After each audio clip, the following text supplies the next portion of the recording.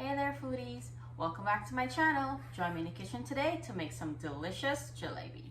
To prepare my jalebi mixture, here I have 1.5 cups of all-purpose flour.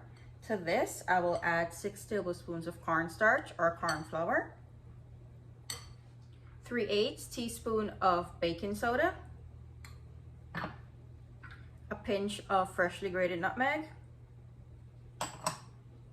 1/4 teaspoon of orange food coloring. I'll give this a mix. And here I have 6 tablespoons of yogurt. To this, I will now add 1 cup of water gradually.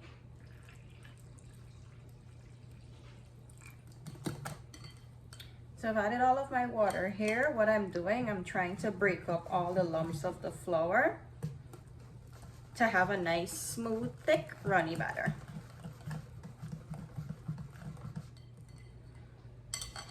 Jalebi is such a nostalgic snack. Like, I remember growing up in Guyana, at the border market, there was a specific old man, not too old, but not too young. He used to sell jalebis at right on Regent Street and Border Street. And we used to always buy when we would pass by Border Market. He used to make the best jalebis, and always he would sell out really, really early. So my batter is nice and mixed in, very smooth. I don't see any more lumps. The consistency that you're looking for here is, so back in Guyana, on your tawa, when you make chota, this is what this batter reminds me of. It's thick, but it's very smooth and a very runny batter. As you can see, it's running off the whisk very easily, but it's not completely like watered down. That's the best description that I can give you if you want to know what your batter should be looking like when you try this recipe. So yes, basically like a nice smooth chota batter. Or Guyanese people would know when we say chota what we mean, right? Over here they say pancakes, but it's a different type of batter. So when you're making chota, this is what your batter is supposed to look like. So I'll stop whisking this because I have everything combined. What I'll do, I'll set it aside for 20 minutes to allow it to rest and let that baking soda work in there with the cornstarch. And we'll start preparing our sugar syrup for the jalebi. For my sugar syrup, I'm going to be adding 2.5 cups of white sugar to a warm pot. To that, I will add 2 cups of room temperature water. I'm going to stir this until the sugar dissolves into the water. Alright, my sugar is all melted. Here I have 8 cardamom pods that I cracked so that you can release the seeds. This is where the flavor is. It's actually in these little seeds, and some of it does come from the pods. I'll add that in. I'll add in 1.5 teaspoons of fresh lemon juice, because this is a syrup that doesn't need to be too thick, and the lemon juice will avoid any type of crystallization. And here I just have a pinch of orange food coloring. So that is a mix. Okay, so I have everything mixed in here. What I'll do, I'll bring this up to a boil and I'll show you what that's looking like when it gets there. In the meantime that my syrup is going, I just put my oil on to start heating up because it needs to be really hot to fry the jalebi. And you need to have a hot jalebi going into a warm syrup. So I don't want the syrup to sit for too long and then it gets cold and it wouldn't absorb into the jalebi very well. To prepare my jalebi for frying, here I just have a regular condiment bottle. You can get these at any Dollar Tree around summertime. What I'll do, I have a funnel here, and my jalebi mixture has been resting for 20 minutes. I would pour this into this bottle directly, but I love my beautiful white countertop. So, and this has food coloring inside. It probably will stain my countertop a little bit, or maybe not, but I don't want to do the work to take it up. So I'll just carefully pour this in through the funnel. And this makes for easy pouring of the jalebi into the oil. You can use, if you don't have one of these, You can use a Ziploc bag, or you can use one of the ice and piping bags, but this is much easier for me. I always do it this way, and sometimes the piping bags can burst and I don't want to have a hot mess in the oil. So I'll bring you guys in and let's check on our syrup. It should be ready now. This is what my syrup is looking like after simmering for 8 minutes. I'll go in and give it a test. Okay, as you can see on my finger here, the syrup is covering my finger really well. And if I do this, you can see somewhat of a slight sticky thread. That's what you're looking for. When you move this between your finger, it should feel like the consistency of oil. That's what it feels like to me. So that's when you know your syrup is ready. I'm gonna pour this out into a flat Pyrex dish, and it'll help me to soak my jalebis better when I'm gonna fry it. So let me do that and I'll come back and we'll start frying up the jalebi. I have my oil here, it's nice and hot. I have my syrup here, it's cooled down really well, where it's warm but not too hot, because you need a hot jalebi to go into the warm syrup. And I just have a pan here to put them over after soaking. And a tip to note, these condiment bottles can come with a really fine tip.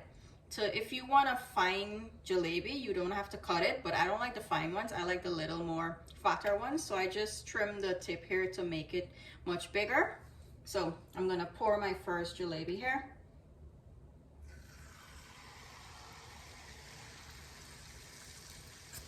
And as you pour it, it instantly rises up to the top of the oil.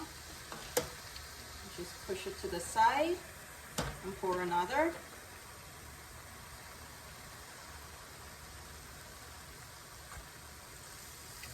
That one rises up. Push it over to the side.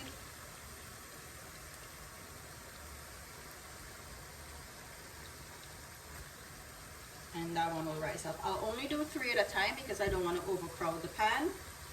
And these fry really quickly, about a minute per side. So when you know it's time to flip it, when you tap it, you feel like somewhat of a crisp coming in, and then you just flip it.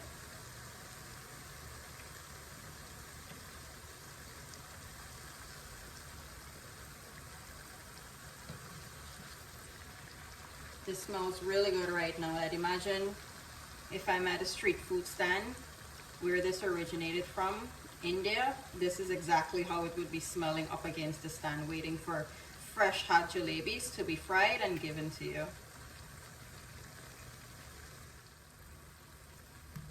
Okay, these are ready to be taken out. How you know when you tap it, they feel very hard.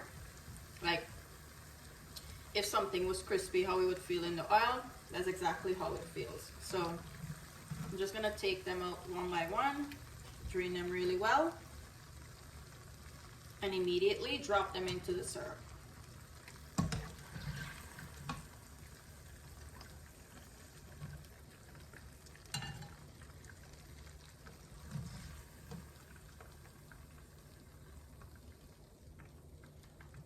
The time for them to soak in the syrup is not very long. I'll have these soak in the meantime that I'm frying a set, and every time I need to put another set in, I'll take these out and they'll be good to go. So I'll show you guys one more time how you go about dropping the jalebi. You just take your time, work your hand in a spiral and create like a circle. And when you're done with your circle, pass your hand back and forth, or even one time forth or back, and that seals all of these spirals that you would have done. So I'll do it one more time. You can see I'm filling up a circle. I'm just bringing my hand back and forth, and when it rises up, you'll see that it'll stay intact.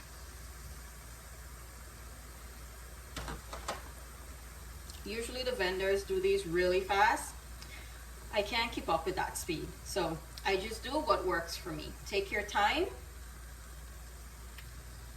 make your spiral,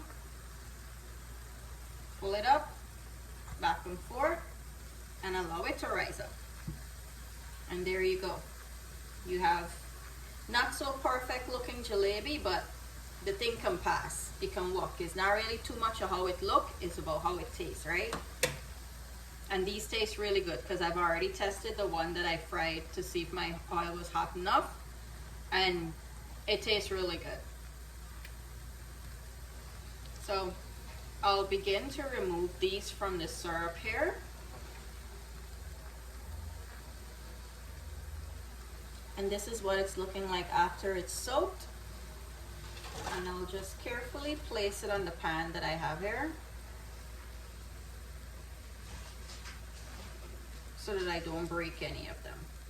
Because you're not doing all of this work to break up the jalebis, right? You want to keep them in their shape so that they can look nice and pretty.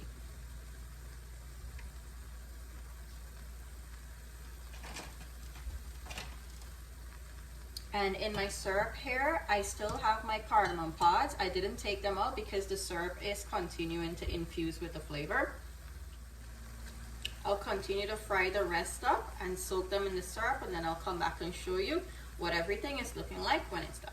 Here we have our delicious jalebi. Look how good this is looking. Look at all that syrup on the inside. Let me break into it for you.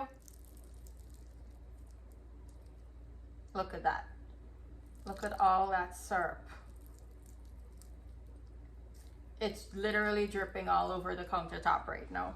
I hope you guys enjoyed today's video.